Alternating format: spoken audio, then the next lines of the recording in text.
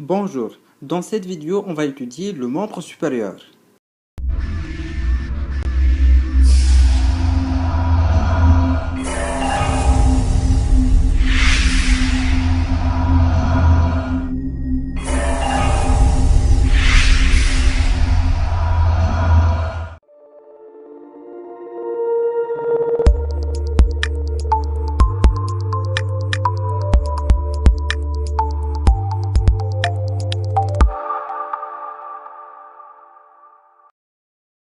On distingue au niveau de l'épaule 6 muscles qui naissent de la ceinture du membre thoracique et ils se terminent tous au niveau de l'humérus.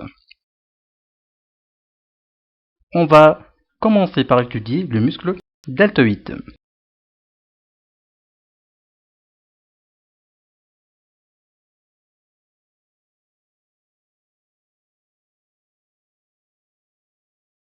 En fait, comme vous remarquez, le muscle deltoïde il est composé par 3 chefs. Un chef antérieur, un chef moyen et un chef postérieur. Ce muscle-là, il prend naissance au niveau de la clavicule, de l'acromion de la scapula ainsi que de l'épine de la scapula. Donc, je répète, le muscle deltoïde il est composé par 3 chefs, un chef antérieur, moyen et postérieur, et il prend naissance au niveau de la clavicule, l'acromion et l'épine de la scapula.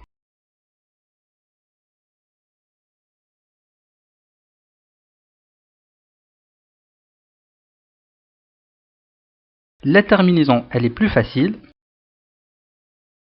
Le muscle deltoïde, il se termine sur la tubérosité deltoïdienne au niveau de la face latérale de l'humérus. Ce muscle, il est innervé par le nerf axillaire, appelé également le nerf circonflexe, et il assure l'abduction de l'épaule. Passons maintenant à étudier le deuxième muscle qui sera le muscle supraépineux.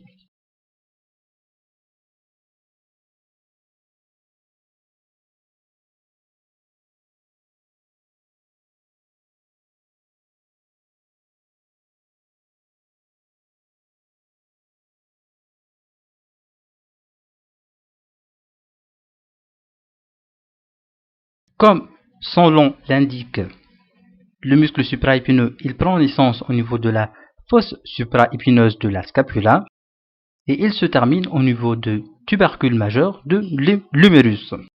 Il est innervé par le nerf suprascapulaire et il est accessoire dans l'abduction de l'épaule. Car, comme on a dit, le muscle principal dans l'abduction de l'épaule, il est le muscle deltoïde. Le muscle suivant est le muscle infraépineux.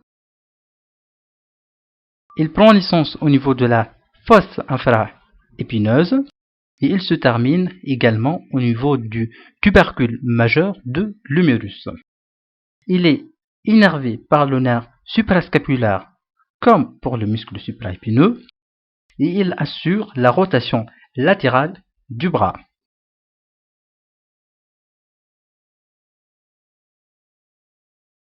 Maintenant, on va étudier le muscle putyrant. Il prend naissance au niveau du bord latéral de la scapula et il se termine au niveau du tubercule majeur de l'humérus. Il est innervé par le nerf axillaire et il assure la rotation latérale du bras. L'avant-dernier muscle qu'on va étudier sera le muscle grand rond. Il prend naissance au niveau du bord latéral de la scapula et il se termine au niveau de la crête du tubercule mineur de l'humérus.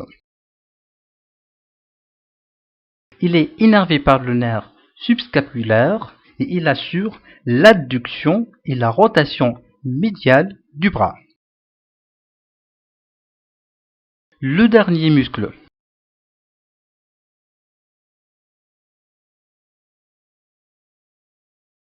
est le muscle subscapulaire. Il prend naissance au niveau de la fosse subscapulaire et il se termine au niveau du tubercule mineur de l'humérus. Il est innervé par le nerf subscapulaire et il assure la rotation médiale du bras.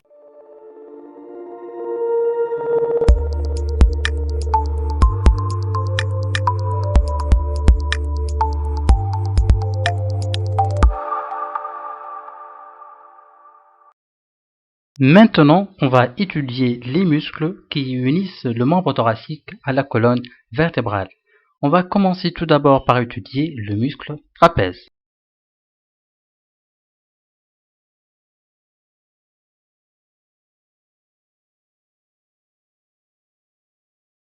Le muscle trapèze, il prend origine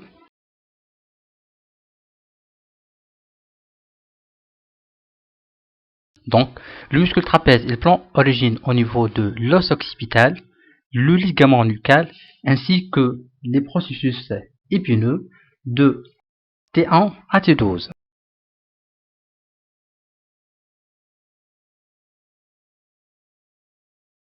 Comme vous remarquez, le muscle trapèze, il prend naissance au niveau du processus épineux de C7 jusqu'à T12.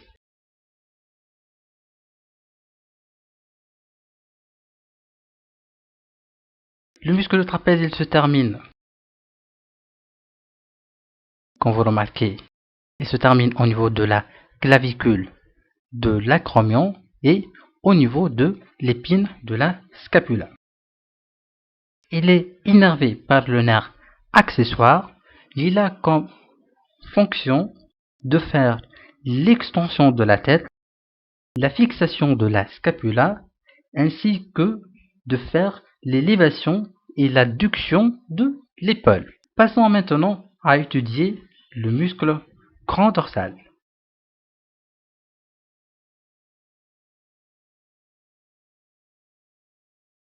Et ce muscle-là. Le muscle grand dorsal, il naît de l'aponevrose thoraco-lombaire, de la crête iliaque ainsi que la crête sacrale et de processus épineux de T7 à L5. Et je vais essayer de vous montrer.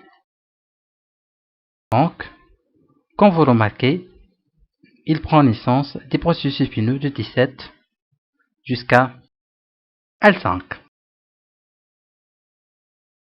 Le muscle grand dorsal, il est innervé par le nerf thoracodorsal et il assure l'extension du bras, l'adduction ainsi que la rotation interne du bras.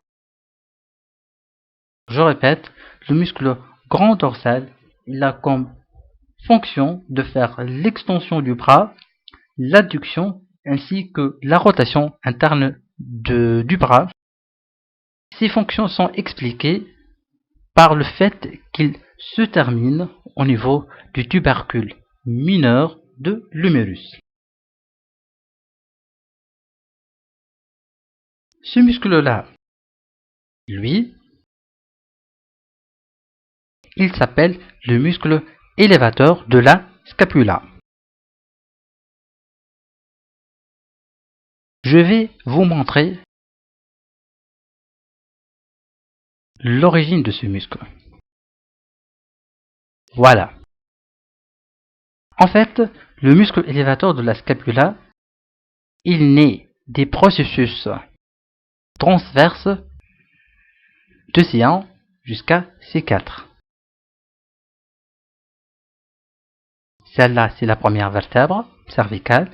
C2, C3, C4. Le muscle élévateur de la scapula, il naît des processus transverses de ces 4 vertèbres. Il se termine, comme vous remarquez, il se termine au niveau du bord supérieur, mais également du bord médial de la scapula. Donc on dit il se termine au niveau du bord supéro-médial de la scapula. Il est innervé par le nerf dorsal de la scapula et il assure l'élévation et la rotation médiale de la scapula. Passons maintenant à étudier le muscle petit rhomboïde. Comme vous remarquez, il naît des processus épineux de C6, celle-là C6, celle-là C6-7 et il se termine au niveau du bord médial de la scapula. Il est innervé par le nerf dorsal de la scapula et il assure l'adduction de la scapula. Juste au-dessous, on distingue le muscle grand rhomboïde qui naît des processus épineux du T1 jusqu'à T4, celle-là T1, T2, T3 et T4, et il se termine, comme on a dit pour le muscle petit rhomboïde, au niveau du bord médial de la scapula. Il est innervé par le nerf dorsal de la scapula et également il assure l'adduction de la scapula.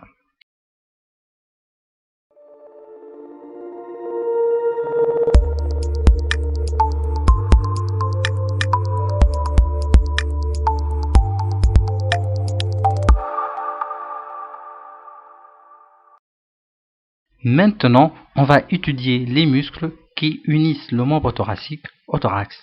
On va commencer tout d'abord par le muscle grand pectoral, qui est celui-là.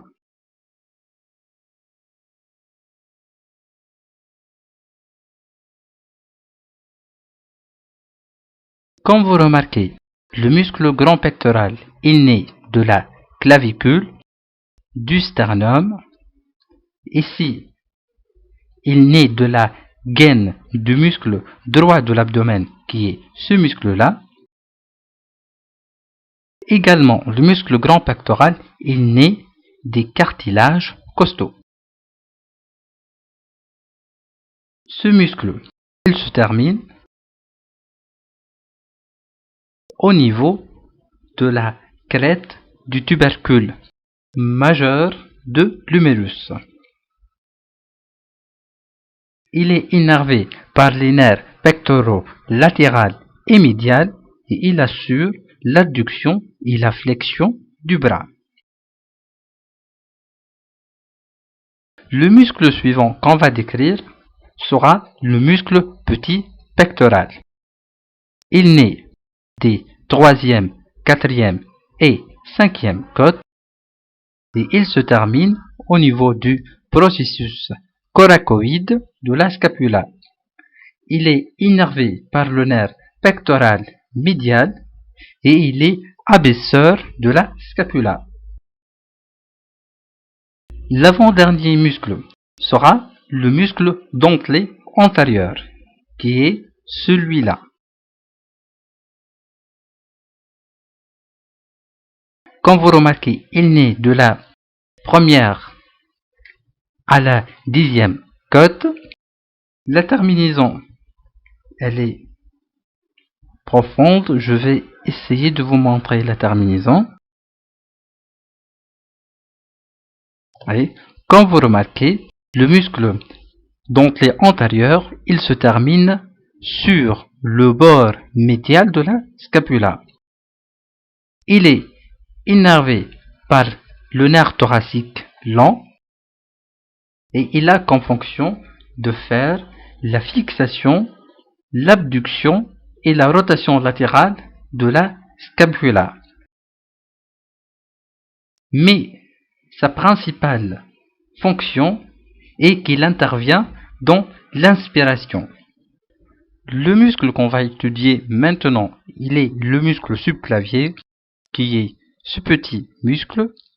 Comme vous remarquez, il naît de la première côte et il se termine au niveau de la clavicule. Il est innervé par les nerfs pectoraux latéral et médial, et il a comme fonction de faire l'adduction et la flexion du bras.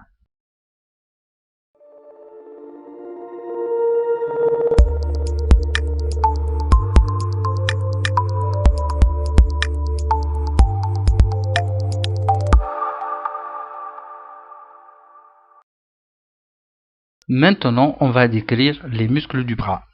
On va commencer par la face antérieure. Et tout d'abord, le muscle biceps. Comme vous remarquez, le biceps brachial, il est composé par deux chefs. Un chef long et un chef court.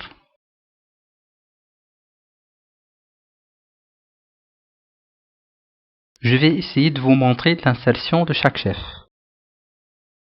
Comme vous remarquez, le chef long, il naît du tubercule supraclinoïdal, tandis que le chef court, il naît du processus coracoïde. La terminaison, elle est commune et elle se fait.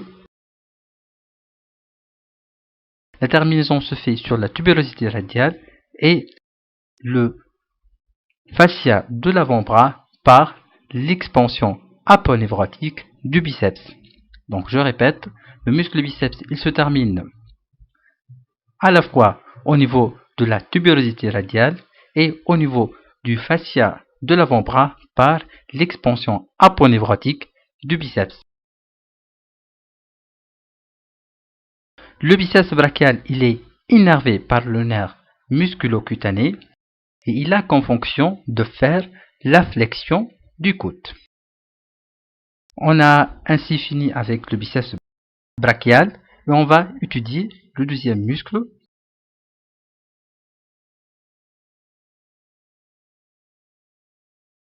qui sera le coracobrachial.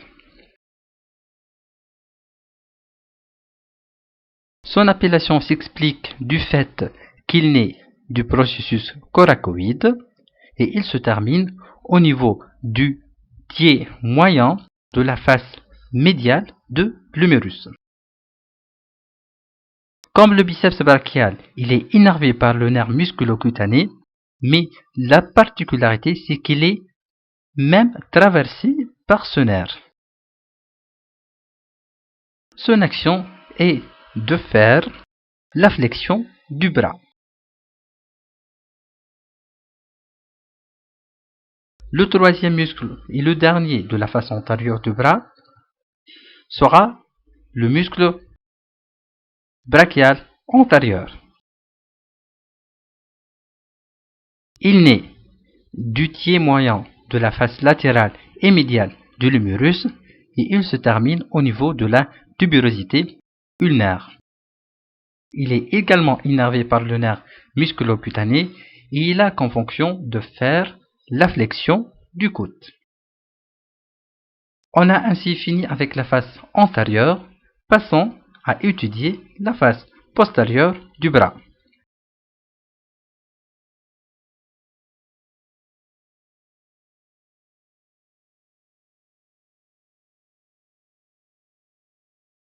La face postérieure comprend un seul muscle qui est le triceps. Le muscle triceps il est composé par trois chefs. Un chef long qui naît. Voilà, vous remarquez bien que le chef long il naît du tubercule infraglinoïdal de la scapula. Un chef latéral. Et juste au-dessous, le chef médial. Les deux chefs latéral et médial naissent de la face postérieure de l'humérus.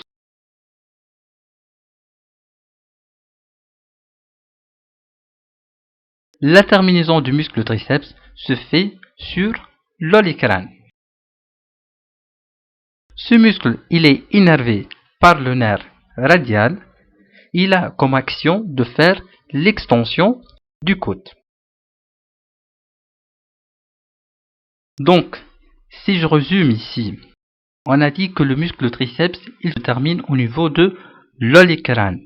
Il a comme action de faire l'extension du coude.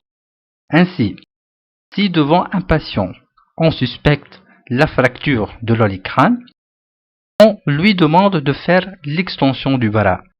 S'il ne parvient pas à la faire, on est sûr qu'il s'agit vraiment d'une fracture de l'olecrâne.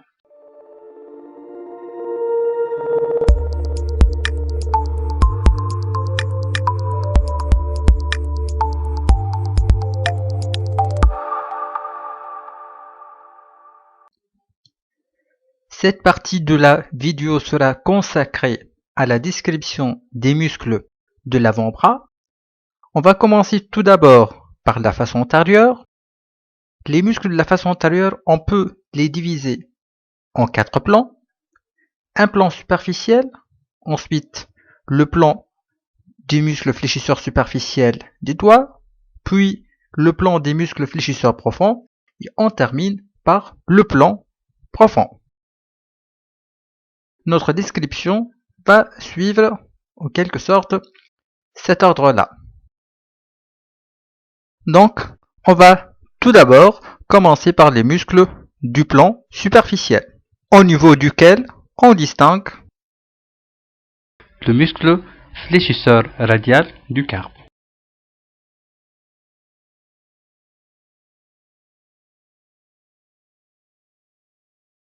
Comme vous remarquez, le fléchisseur radial du carpe, il naît de l'épicondyle médial de l'humérus.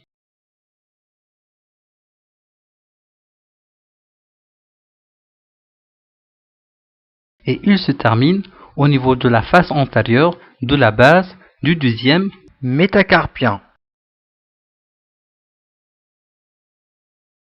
Il est innervé par le nerf médian.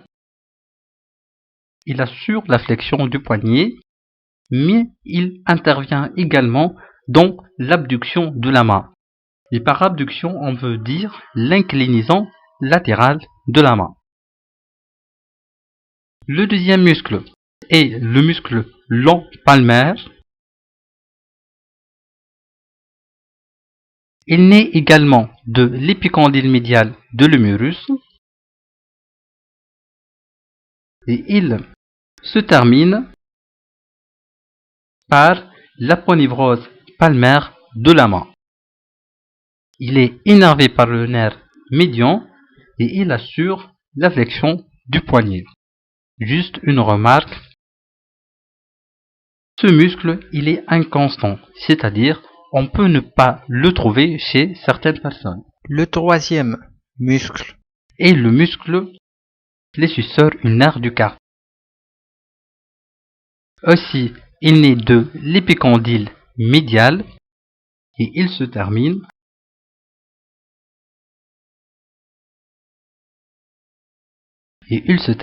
sur l'os pisiforme.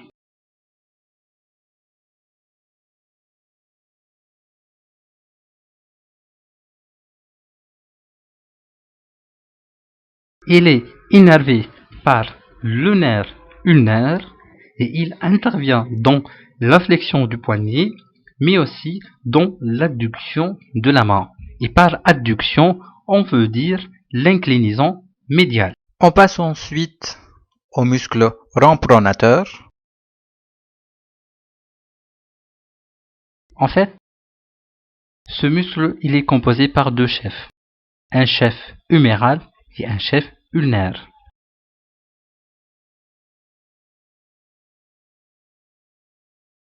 Et donc, il possède deux origines. La première au niveau de l'épicondyle médial de l'humérus, la deuxième au niveau du processus coronoïde de l'ulna. La particularité de ce muscle, c'est qu'il est traversé par le nerf médian qui va passer entre les deux chefs.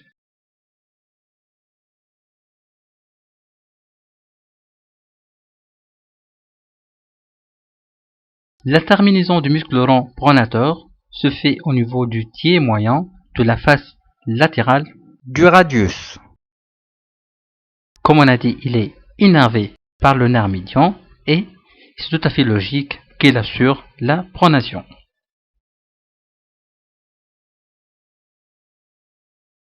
Le dernier muscle du plan superficiel et le muscle brachioradial,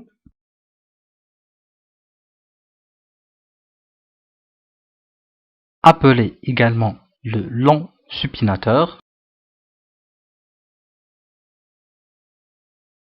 Comme vous remarquez, il naît du quart inférieur de la face latérale de l'humérus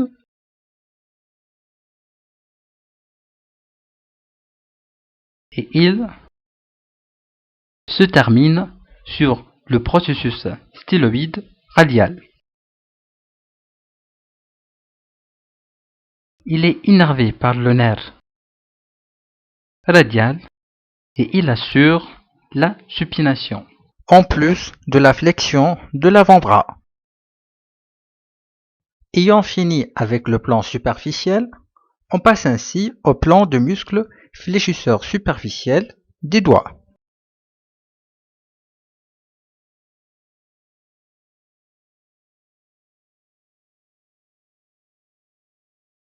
Il naît de l'épicondyle médial de l'humérus. Il s'agit en fait de 4 muscles regroupés ensemble qui vont descendre du proximal en distal sur la face antérieure de l'avant-bras. Ils se différencient en 4 tendons au niveau du tiers inférieur de l'avant-bras. Voilà. Comme vous remarquez, ils se différencient en 4 tendons au niveau du tiers inférieur de l'avant-bras. Les 4 tendons vont passer dans un tunnel qu'on appelle le canal carpien.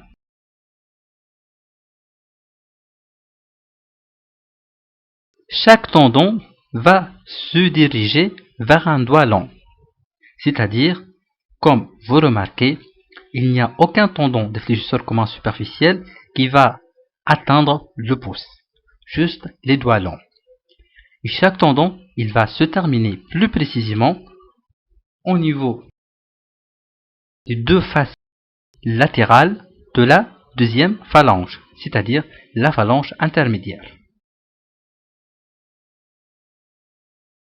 Les fléchisseurs communs superficiels du doigt sont innervés par le nerf médian et leur rôle, il est bien sûr de faire la flexion des doigts et plus précisément, c'est la flexion de la deuxième phalange sur la première, donc la flexion de l'interphalangienne proximale. On passe au plan des muscles fléchisseurs profonds, au niveau duquel on distingue 2 muscles. Le premier est le fléchisseur commun profond des doigts. C'est ce muscle-là. Également, il s'agit en fait de 4 muscles qui se regroupent ensemble. Ils naissent de l'ulna et de la membrane interosseuse. Et ils sont destinés aux doigts longs. Mais la terminaison, elle est différente des fléchisseurs communs superficiels. En effet, les fléchisseurs communs profonds se terminent sur la face antérieure de la base de la troisième phalange, c'est-à-dire la phalange distale. Ils passent également à travers le canal carpien. L'innervation, elle est plus compliquée que celle des fléchisseurs communs superficiels, vu que le premier et le deuxième tendons de fléchisseurs communs profonds sont innervés par le nerf médian, tandis que le troisième et le quatrième sont innervés par le nerf ulnaire.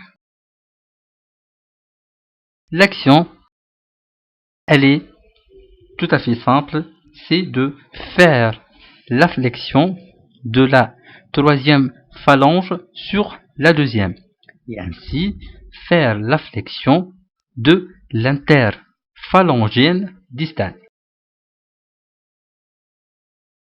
Juste ici, une remarque.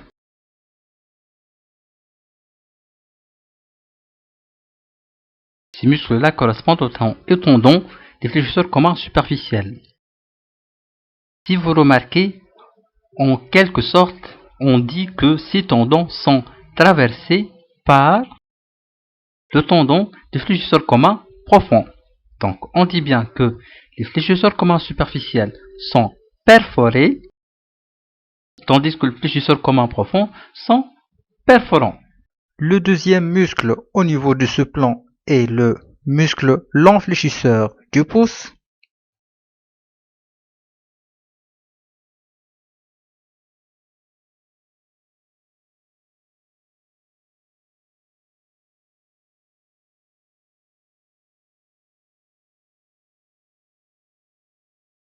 Il naît du radius, de la membrane interosseuse. Il passe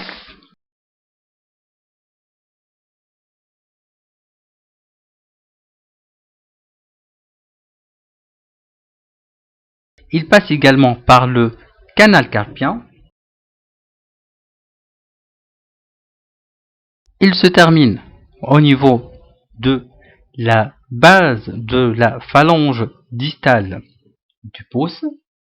Il est innervé par le nerf médian et il assure la flexion de l'interphalangienne du pouce.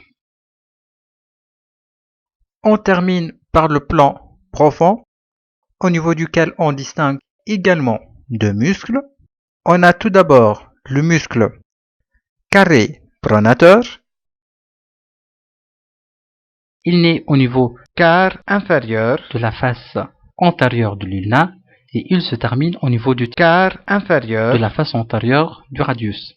Il est également innervé par le nerf médian et il assure la pronation. Le deuxième est le muscle supinateur, appelé le muscle supinateur ou également le court supinateur. Il est composé en fait par deux chefs, un chef superficiel et profond entre lesquels va passer le nerf radial.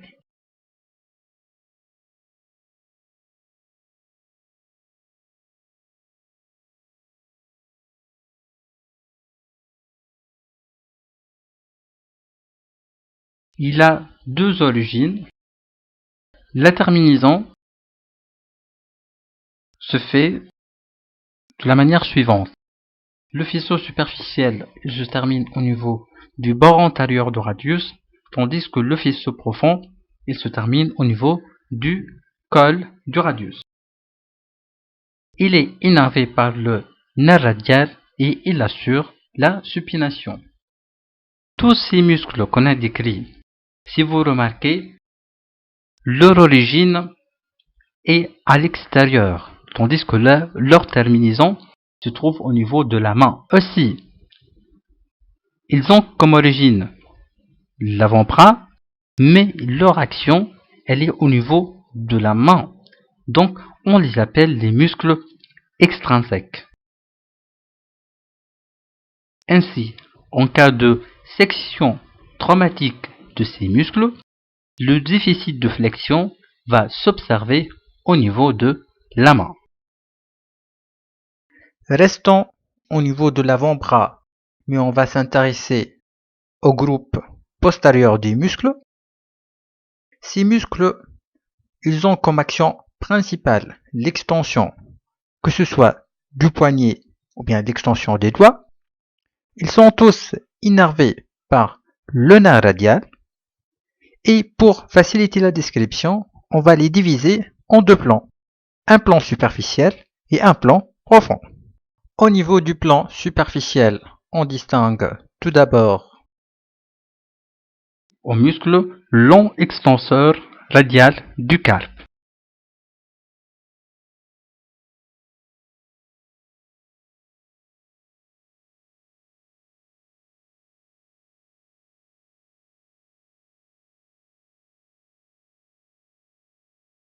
Il naît de la crête supracondylaire latérale de l'humérus. Et il se termine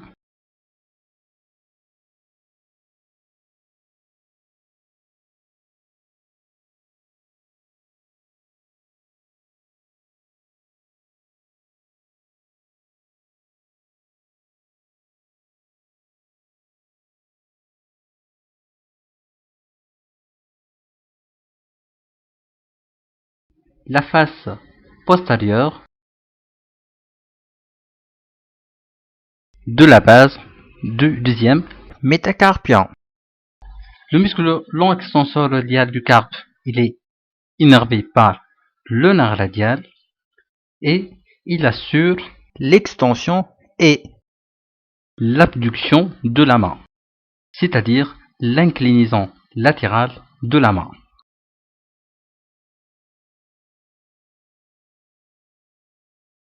le deuxième muscle est le court extenseur radial du carpe.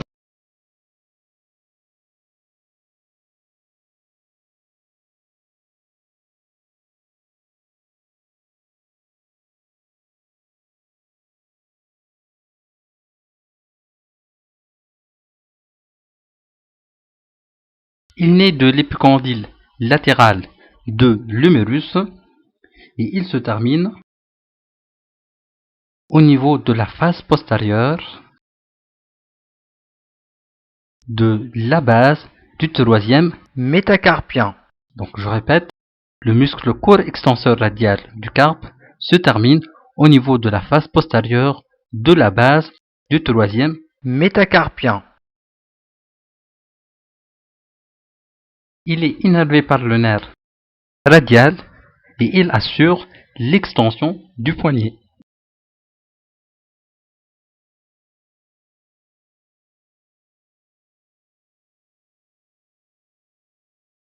Le troisième muscle,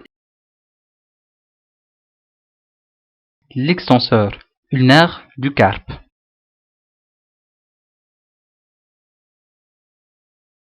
Il naît également de l'épicondyle latéral de l'humérus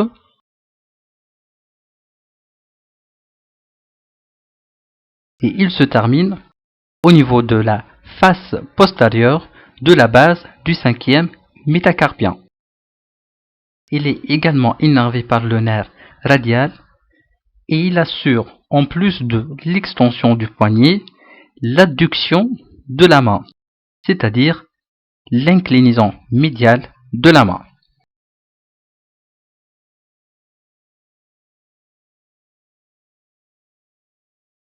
Puis on a le muscle extenseur des doigts. Comme vous remarquez, il naît de l'épicondyle latéral de l'humérus. Il descend de proximal en distal pour se diviser en 4 tendons.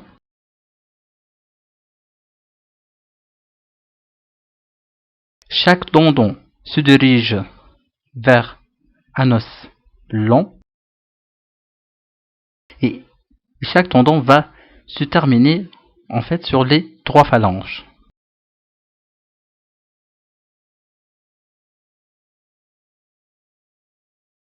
Le fait que le tendon de muscle extenseur commun de doigt se termine premièrement au niveau de la base de la première phalange, cela explique qu'il intervient dans l'extension de la métacarpophalangienne. Et vu qu'il se termine également au niveau de la base de la phalange intermédiaire, il intervient aussi dans l'extension de l'interphalangienne proximale. Du même, il intervient dans l'extension de l'interphalangienne distale car il se termine sur la base de la phalange distale. Comme on a dit, ce muscle extenseur commun des doigts, comme tous les muscles de la face postérieure, sont innervés par le nerf radial.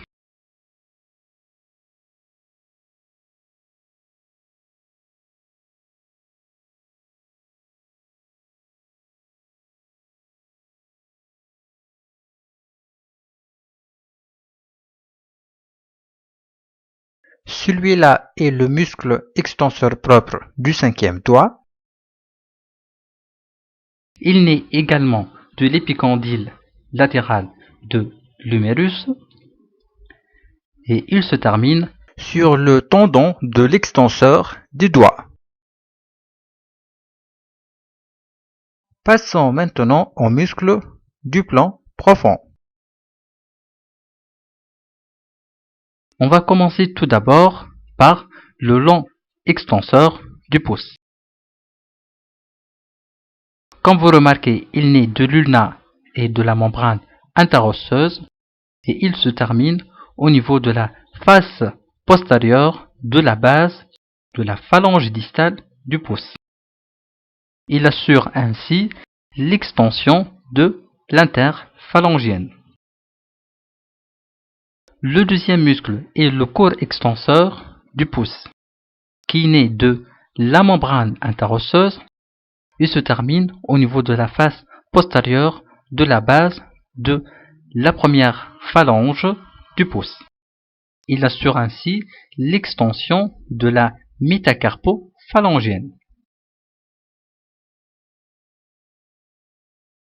Le long abducteur du pouce, il naît à la fois de l'ulna, de la membrane interosseuse et du radius, et il se termine au niveau de la face latérale de la base du premier métacarpien. Il est ainsi responsable de l'abduction du pouce. Et également de l'extension du pouce. Le dernier muscle est le muscle extenseur propre du deuxième doigt ou aussi de l'index. Il naît de l'ulna et de la membrane interosseuse et il se termine sur la face postérieure de l'index. Il assure l'extension du deuxième doigt. On va décrire les muscles intrinsèques, qui sont par définition des muscles dont l'origine et la terminaison se trouvent dans la main. Ils sont ainsi responsables de mouvements de précision des doigts, contrairement aux extrinsèques qui sont des muscles puissants. Les muscles intrinsèques sont au nombre de 20, organisés en 5 groupes. Chaque groupe comporte 4 muscles. On va tout d'abord décrire les muscles de l'éminence thénare, qui est cette région-là.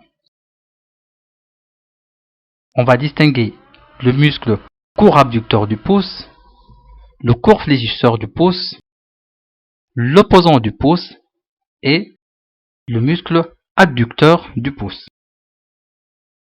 Le court abducteur du pouce, il est innervé par le nerf médian. L'opposant du pouce, lui, il est aussi innervé par le nerf médian. Ce muscle-là, qui est le muscle court fléchisseur du pouce, il est en fait composé par deux chefs, un chef superficiel et un chef profond. Le chef superficiel, il est innervé par le nerf médian, tandis que le chef profond, il est innervé par le nerf ulnaire. Le dernier muscle dans l'éminence thénare, qui est le muscle adducteur du pouce, il est également composé par deux chefs, un oblique et un chef transverse, les deux innervés par le nerf ulnaire. Ces 4 muscles sont destinés au pouce pour lui faire assurer une fonction primordiale qui est la pince polycidigitale. Et comme vous remarquez, le nerf médian est le nerf dominant dans la loge thénare. Passons à la description des muscles de la loge hypothénare, qui sont également au nombre de 4.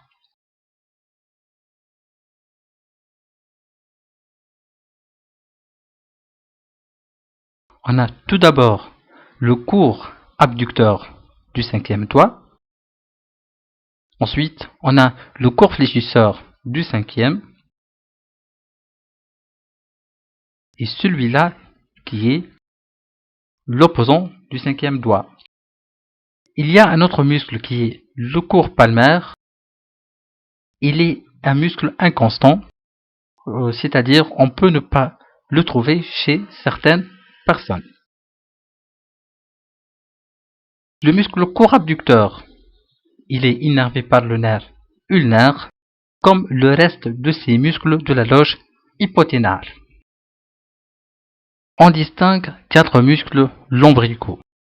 Le premier, l'ombilical, le deuxième, le troisième et le quatrième, l'ombilical. Ce sont des muscles très particuliers. En effet, ils prennent origine au niveau des tendons des fléchisseurs communs profonds et ils se terminent au niveau des tendons extenseurs.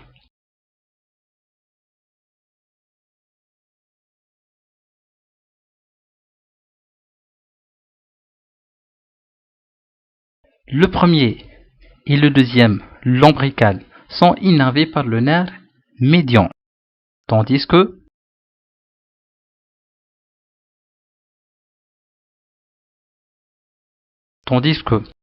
le troisième et le quatrième sont innervés par le nerf ulnaire.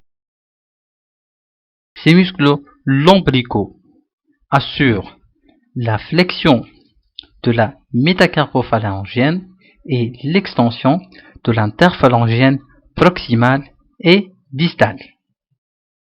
Les interosseux palmaires sont également en nombre de 4. Le premier, le deuxième, le troisième et le quatrième, ils sont tous innervés par le nerf ulnaire et ils ont comme fonction de rapprocher les doigts. On distingue 4 interosseux dorsaux. Celui-là est le premier, le deuxième, le troisième et le quatrième interosseux dorsal. Ils sont tous innervés par le nerf ulnaire et ils assurent l'écartement des doigts.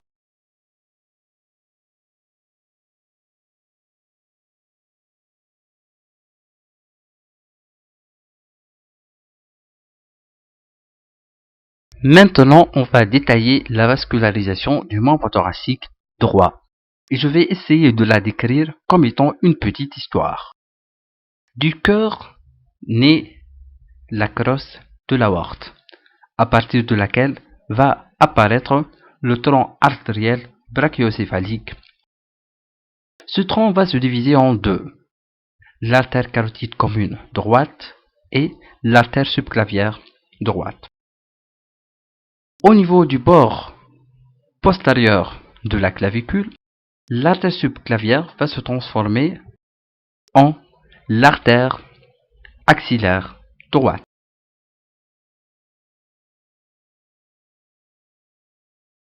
Juste au niveau du bord inférieur du muscle grand pectoral, l'artère axillaire va se transformer en l'artère brachiale droite.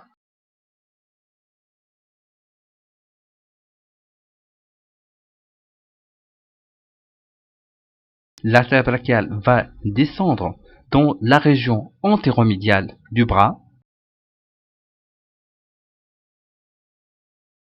et à peu près 3 cm au-dessous du pli du coude, l'artère brachiale va se diviser en deux. L'artère radiale du côté latéral et l'artère ulnaire du côté médial. L'artère ulnaire va donner une autre branche qui s'appelle l'artère interosseuse.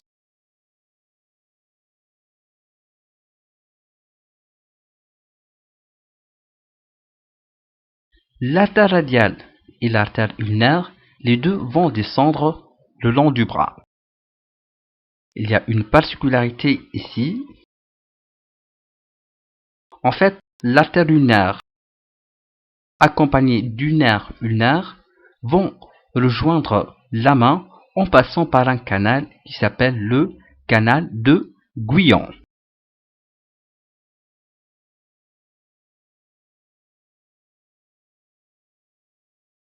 L'artère ulnaire avec l'artère radiale et l'interosseuse vont rejoindre la main pour former les arcades artérielles, superficielles et profondes.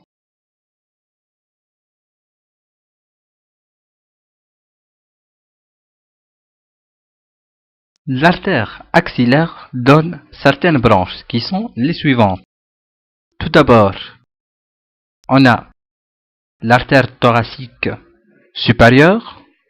Ensuite, on a le tronc thoraco-acromial, puis l'artère thoracique latérale. Celle-là est l'artère subscapulaire qui va se diviser en deux.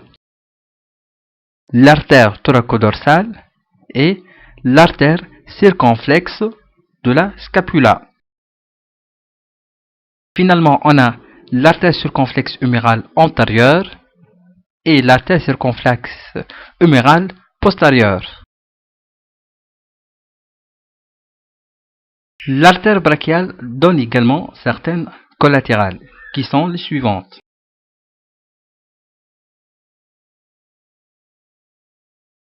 On a l'artère brachiale profonde,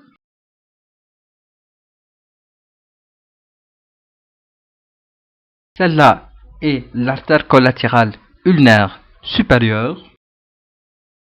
Les autres branches sont l'artère deltoïdienne et l'artère nourricière de l'humérus.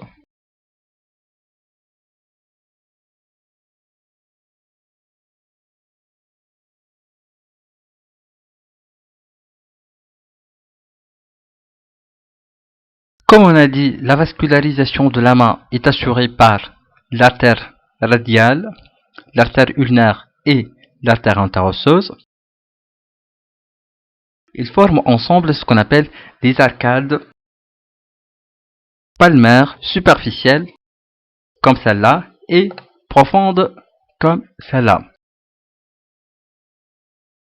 À partir de ces arcades vont naître 5 artères intermétacarpiennes. Par exemple, vous voyez en fait les artères métacarpiennes qui naissent des arcades palmaires.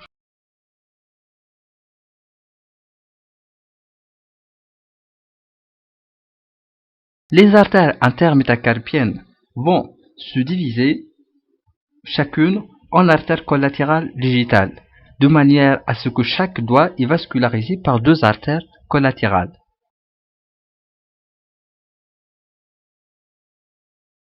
Voilà. Vous voyez bien, en fait, ce sont les artères intermétacarpiennes qui vont se diviser en 2 collatérales digitales, de telle façon que chaque doigt il est vascularisé par 2 artères collatérales. Le membre thoracique est drainé par 2 systèmes veineux, un superficiel et un système profond. On va commencer par le système veineux superficiel. Il est composé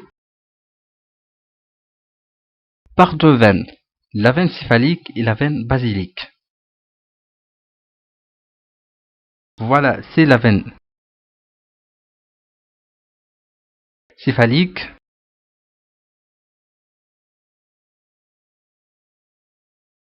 Normalement, la veine céphalique, elle naît au niveau de la face dorsale du pouce. Elle remonte ensuite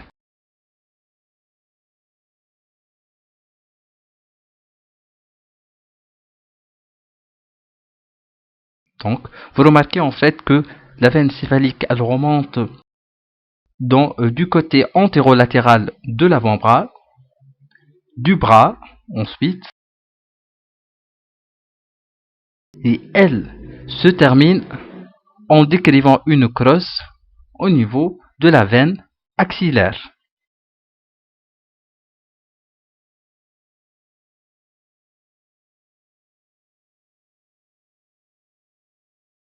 La veine suivante est la veine basilique.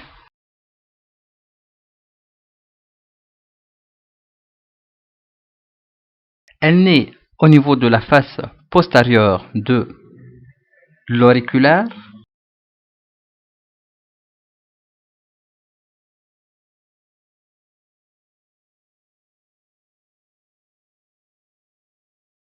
et elle se termine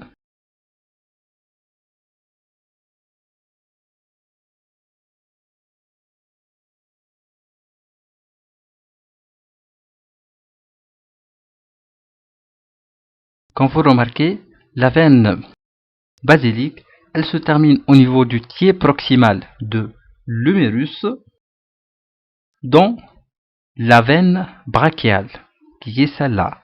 Donc je répète, la veine basilique, elle se termine au niveau du tiers proximal du bras, au niveau de la veine brachiale.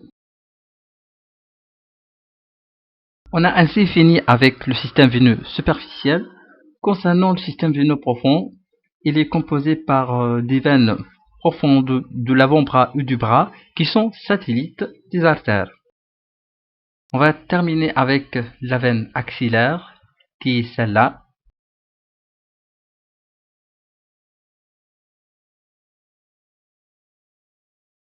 Comme l'artère axillaire, la veine axillaire elle naît au niveau du bord inférieur du muscle grand pectoral.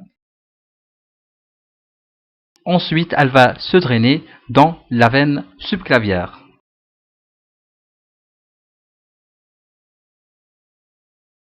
Le plexus brachial qui est coloré en jaune, il est situé entre les muscles scalènes antérieurs et le muscle scalène moyen. Il est formé par deux troncs séparés par l'artère et la veine axillaire. On va détailler maintenant la composition du plexus brachial. Tout d'abord, on a la racine C4 qui va rejoindre la racine C5. La racine C5 va se réunir avec C6 pour former ensemble le tronc supérieur. La racine C7 à elle seule va former le tronc moyen. Finalement, la racine C8 va rejoindre la racine D1 pour former le tronc inférieur. Chaque tronc va donner à la fois une branche antérieure et une branche postérieure. Par exemple, voici les branches postérieures qui vont se réunir pour former un faisceau postérieur à partir duquel va naître le nerf axillaire, appelé également le nerf circonflexe, et le nerf radial. Tandis que les branches antérieures, elles vont se réunir pour former deux faisceaux. Un faisceau latéral et un faisceau médial. Le faisceau latéral va donner tout d'abord le nerf musculocutané. Et le faisceau médial va donner le nerf ulnaire. Les deux faisceaux vont donner chacun une branche.